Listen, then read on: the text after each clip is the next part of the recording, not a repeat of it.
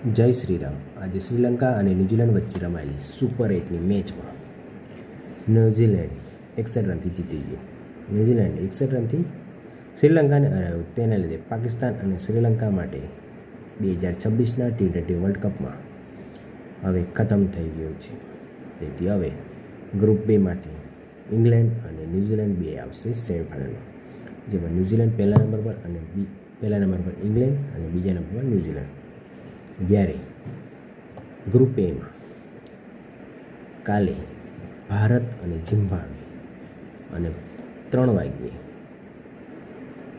West Indies અને south Africa વચ્ચે જે મેચ રમાશે તેના પર નિર્ભર રહેશે કે ભારત કઈ રીતે પોતાનું કેમ્પેન 2026ના T20 વર્લ્ડ કપમાં લઈ જશે.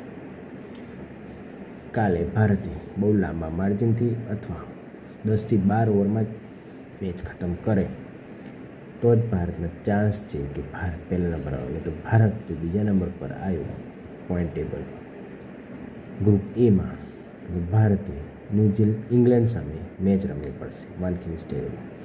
જ્યારે શ્રીલંકા બહાર થઈ ગયું તેના કારણે બીજી સેમીફાઇનલ રમાશે વાનખેડે સ્ટેડિયમ. એક સેમીફાઇનલ વાનખેડે સ્ટેડિયમ અને બીજી રમાશે ઈડન ગાર્ડન સ્ટેડિયમ કોલકાતામાં. અને આજે UEFA ચેમ્પિયન્સ લીગમાં બેનફિકા વર્સિસ રિયલ મેડ્રિડ.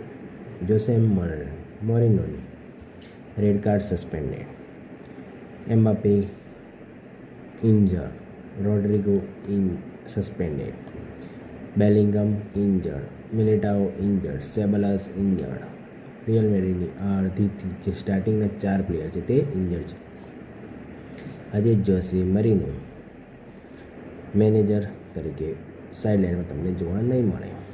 તેથી બેનફિકાને મોટું નુકસાન જશે.